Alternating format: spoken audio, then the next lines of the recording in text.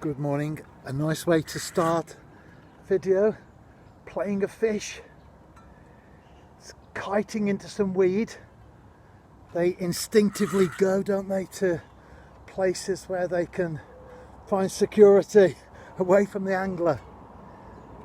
It's made it, unfortunately, but I am still connected, so hopefully I will be able to tease it out.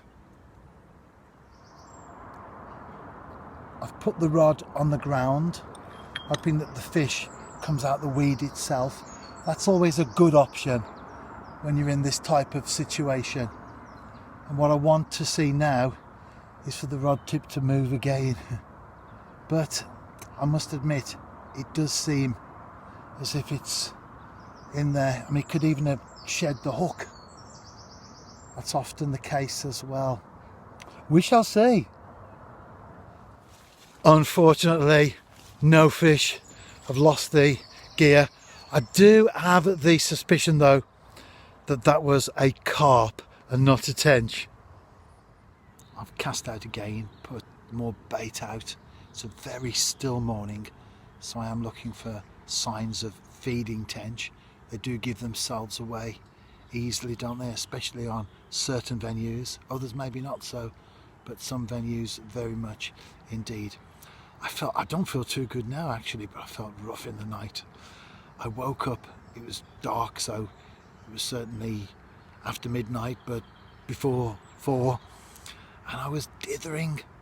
I was freezing cold. I wrapped myself up in a fleece, and I was under the quilt, and I curled into a ball like a hibernating hedgehog, and I was so cold. Went to sleep, and then I woke up and I was sweating, so I got the fleece off in the quilt and lay on top of the bed. And then waking up proper this morning, I don't need an alarm clock. My body wakes me up at a certain time and says, take me fishing. And I was at that point where I'm thinking, do I go or don't I? And I think this is where it's important to know your own body, isn't it? And there are times when you can push yourself and times when you can't. And I felt that I was just about on the right side of the line where I could push myself. So I got up. It was a struggle. I got up and made a flask of tea.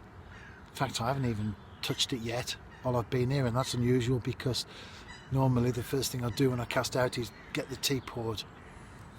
And it was a struggle, but got here in the end.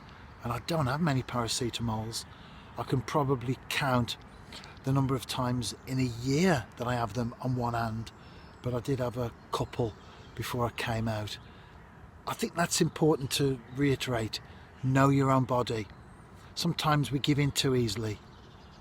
Other times you do have to stop and slow down, and it's important that we know when we can push ourselves, but also when we can't.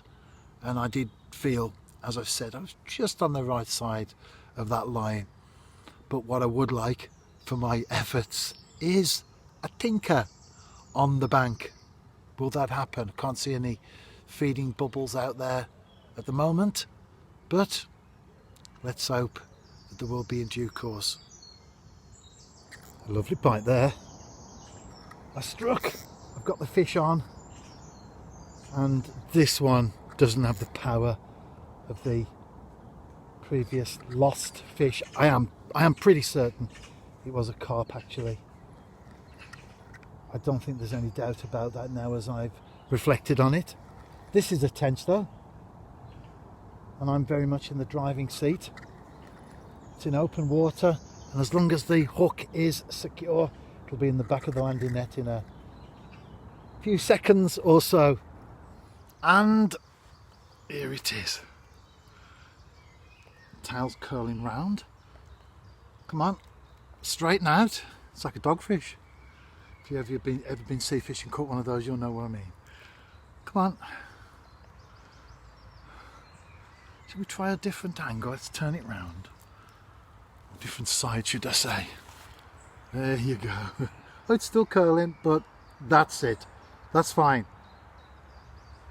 What I'll do is take a screenshot of the video, and that goes into the blog and the video, of course. It's very feisty. It wants to go back. I don't blame it. Out the net, and off he goes. A second tinker, and you can't hear it at the moment, but there's a stock dove calling in the tree just to my left. I had one on the lawn this morning beneath the feeding station. Regular visitors every day. Great birds, and tench, great fish.